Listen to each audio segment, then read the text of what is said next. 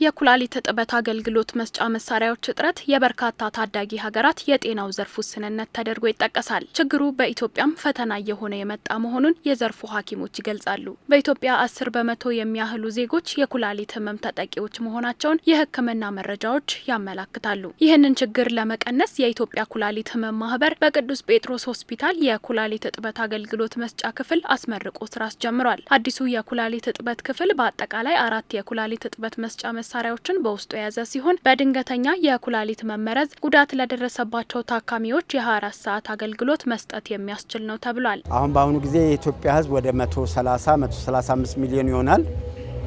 ከነዚህ ውስጥ 10 በመቶ ወይም 13 ሚሊዮን የኩላሊት ታማሚዎች አሉ። መሳሪያዎቹ 4 ማሽን ናቸው እና በ3 ሽፍት ከተሰራ 4 ሲባዛ በ3 12 ታካሚዎች መስራት ይቻላል። ከዛ በተጨማሪ ግን ከ12 በላይ አንድ ታካሚ በጣም ከከበደው ማታም ኦቨርናይት መስራት ይቻላል። በቀን በቅድሚያ ተደራሽ የሚሆነው ለአጣዳፊ ኩላሊት ድክመት ላላቸው ይሆናል እና መርዛማ ነገሮችን ወስደው በዲያሊሲስ በዚህ ማሽን መርዙ ከሰውነታቸው ማስወጣት ለሚችሉ ተጠቃሚዎች ለሁለቱ በቅድሚያ አገልግሎት ይሰጣል። የኩላሊት እጥበት ማሽኖችና ሌሎች የሕክምና ግብአቶች ከፍተኛ የውጭ ምንዛሬ የሚጠይቁና ውድ በመሆናቸው የሕክምና ወጪ ከፍተኛ እንዲሆንና በበቂ ሁኔታ ለማቅረብ ተግዳሮት ሆኗል ነው የተባለው። መሳሪያም ሆነ አላቂ እቃዎች የሚመጡት በውጭ ምንዛሬ ከውጭ ሀገር ነው። ዋጋው አስቀድሞ የሚወሰነው ከሻጩ ውጭ ሀገር ካለው ካምፓኒ ነው እና ትልቅ ወጪ የሕክምናውን ወጪውን ከፍ ያደረገው መቀነስም አስቸጋሪ ያደርገው ይሄ ነው።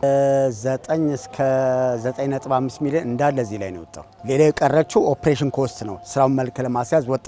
ይሄን ያህል ብር የወሰደ ነው። መሳሪያው ሊገዛ ሲል በውጪ ምንዛሪ በነበረ ለውጥ ካሰብነው ማሽንም ለመገደብ ተገደናል እና ትልቁ ነገር በውጪ ምንዛሪ እቃው ከውጭ ሀገር መምጣቱ ነው። በተለያዩ ኬሚካሎች ሊከሰት የሚችል የኩላሊት የጤና እክልን ሊቀንስ የሚችል አገልግሎት በዚህ ማዕከል የሚሰጥ መሆኑም ነው የተገለጸው። በሆስፒታል ደረጃ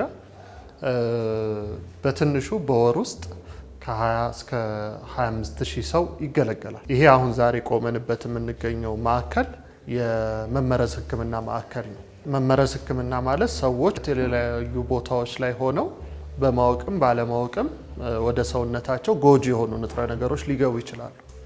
ስለዚህ ከነሱ አብዛኞቹ ማለት በሚቻል መልኩ በዚህ ህክምና ታክሞ መዳን የሚችሉ ናቸው። አገር እንደነዚህ አይነት ፖይዝኒንግ ሴንተሮች እንዲኖራት ይጠበቃል። ኬሚካሎች ይበዛሉ፣ ሰዎች የተለያየ ነገር ይጠቀማሉ። ስለዚህ ያንን ማከም የሚችል አቅም ይፈልጋል። ስለዚህ ይሄ ሴንተር ከዚህ በፊት የሚሰጠው ከዚህ ውጭ ከዲያሊሲስ ውጭ ያሉ አገልግሎቶችን ይሰጣል። ዳያላይዝ አናረግም ነበር። ስለዚህ ዜጎች አገልግሎቱንም ቢፈልጉ የተሟላ አገልግሎት አይሰጥም ነበር ማለት ነው። ስለዚህ ይሄ አገልግሎት መጀመሩ ይህንን የተሟላ ያደርገዋል ማለት ነው። የኢትዮጵያ ኩላሊት ህመም ማህበር በቀጣይ ከሀገር ውስጥ እንዲሁም ከውጭ ድርጅቶች ጋር በቅንጅት እንደሚሰራና በተለያዩ የሀገሪቷ ክፍሎች ላይ መሰል ተቋማትን በየምዕራፉ ለመገንባት ማቀዱን አስታውቋል። በቀጣይም ንቅለ ተከላ እንዲስፋፋ አሁን በሚወጡ መመሪያዎች ላይ የህግ ማዕቀፎች ላይ ማህበሩ ከጤና ሚኒስቴር ጋር አብሮ በመስራት ላይ ይገኛል።